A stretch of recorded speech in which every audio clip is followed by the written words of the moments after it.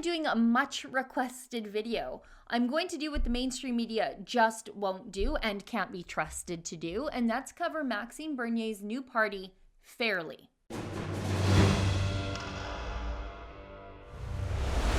Now, before I get to the news, let me first just say I want to cover Maxime Bernier's new party the very same way I covered the United Conservative Party leadership race. I don't think our viewers could tell who, if anyone, I supported, and I like it that way. I'll cover the new party the very same way I cover the Conservative Party of Canada, as in, I will spare no criticism when the party deserves it, and I will champion good ideas to make government cheaper and less intrusive in all of our lives, wherever those ideas may come from. Besides, this is what the mainstream media thinks of Bernier supporters. As for Bernier, look, there's no part of his stance on immigration and identity that is libertarian. He wants to lead a libertarian party, and he also wants to lead an anti-immigrant party. His supporters on Twitter seem to be that tiny Venn intersection of people who think it's great that Donald Trump is the president of the United States and people who think that Maxime Bernier would be like Donald Trump. You cannot have been paying much attention to Max Bernier over the last 20 years to entertain that fantasy very far. So basically, his voter base right now is the stupidest people on Twitter. And so we'll see how far that gets him. No comment. Isn't that disgusting? That clip is in part why people will support someone like Maxime Bernier over Andrew Scheer, because people want to support someone who will take on Paul Wells and the CBC for this kind of casual slander. They want to support someone who will push back when normal people are called racists and alt-right and the phobic adjective of the moment. That's why the media will never cover Bernier fairly. They hate him because he isn't scared of them. He doesn't know his place, they think. By the way, we never heard a peep from the Conservative Party of Canada when Bernier supporters were called names on the CBC. And last time I checked, the Conservative Party of Canada needs those people back in the Conservative fold because those Bernier supporters are needed for the Conservatives to win the next election. And that's a big problem, the silence. Anyway, let's get to the Bernier news from the one media outlet that doesn't think Conservatives are the scum of the earth. The name for the new party was just announced. It is the People's Party of Canada. I hate the newly announced party name with a burning passion of 1,000 suns, and it looks like other people hate it too. It sounds so Maoist and reminds me of North Korea and then Hillary Clinton's horrible North Korean-style tunic pantsuits. It makes me think less about Maxime Bernier and more about Bernie Sanders. It's a Bernier Sanders kind of name. I hate the new name, but that's just me. I'll probably get over it eventually, and maybe the rest of the country isn't looking for the Red Scare under every rock the way I completely acknowledge I sometimes can be. Maybe the rest of the country will miss the blatant communist connotations of the new name. I sure hope so. But I think I know why Bernier named the party that way after the broad, mass appeal of Doug Ford's For the People campaign in Ontario and his success at obliterating the Liberals in their own strongholds. Maybe Bernier is trying to capitalize on that. Next news. The People's Party of Canada is musing about joining the Libertarian Party of Canada. I think this is good. I really like this. I wouldn't say that I'm a libertarian, but I am absolutely sympathetic to libertarian ideas.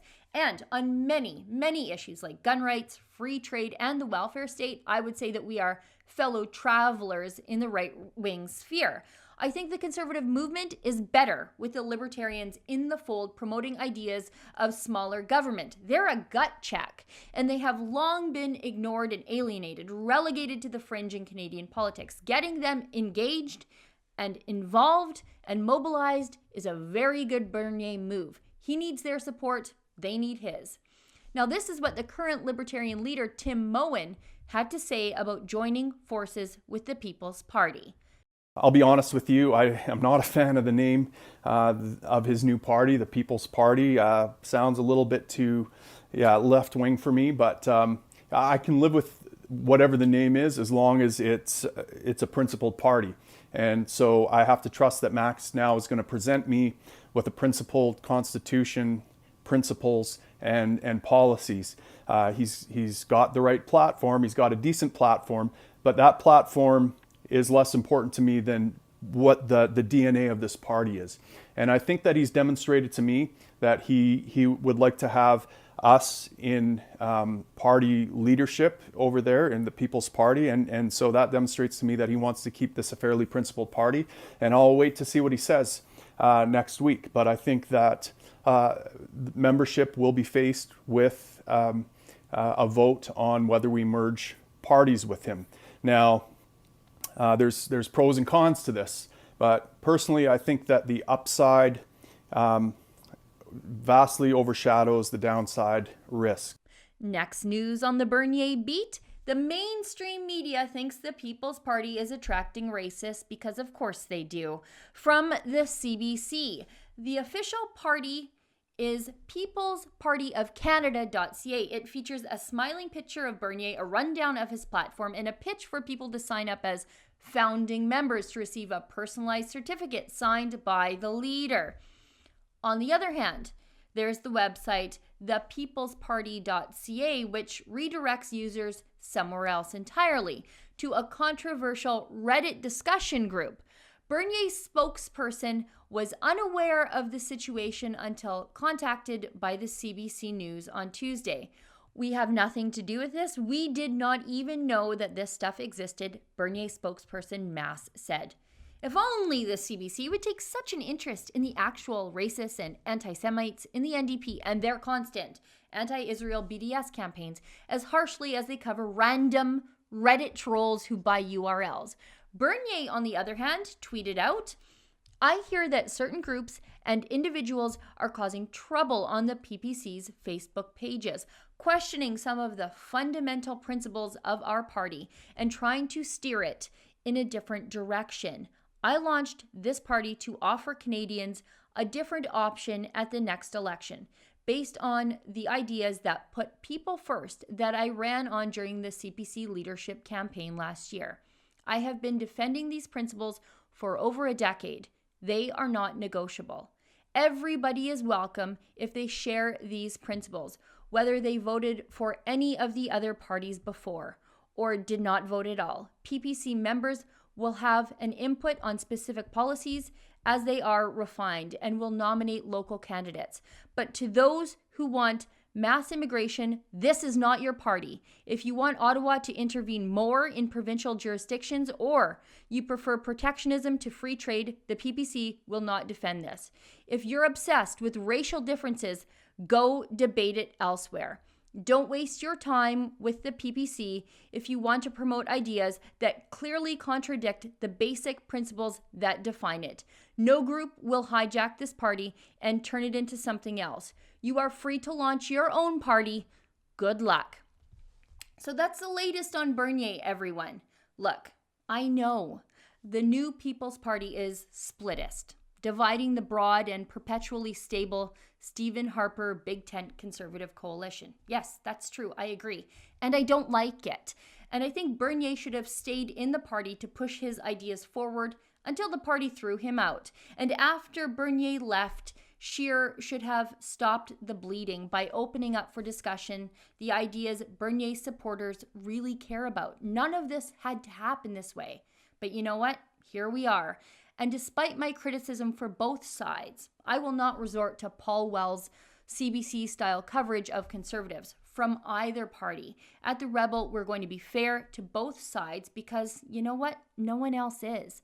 Maybe Bernier will even show how fearless he is in the face of the mainstream media bullying and do what Scheer won't. And come on our Rebel shows and speak directly to our viewers. That would send the mainstream media into a beautiful 5-alarm freakout, wouldn't it? I guess I'll close by offering a little bit of opinion and a little bit of advice. Conservatives pride ourselves on being people of principle. We don't blindly follow a leader if we think the leader is wrong. It's one of our best qualities, and it's one of our worst qualities for political parties to try to manage. It's what leads us to have these breakaway parties when the big party drifts left. It happened in Alberta with the Wild Rose, cracking away from the progressive Conservatives. It happened federally when the Reform broke away from the federal PCs and then formed opposition. The best way for any truly conservative party to avoid dividing itself into dissident movements like the Wild Rose and the Reform is to actually stay conservative and ignore the pull to be liked by the mainstream media. Serve the people, not the people who hate you. For the Rebel.media, I'm Sheila Gunn Reid. On the topic of serving the people, I have a new petition at 50,000.ca, and it calls on the Trudeau government to take care of the people who served us, our Canadian Forces and Canadian Forces veterans, by treating them better than we do fake migrants. Go to 50,000.ca to see the full story and to sign my petition.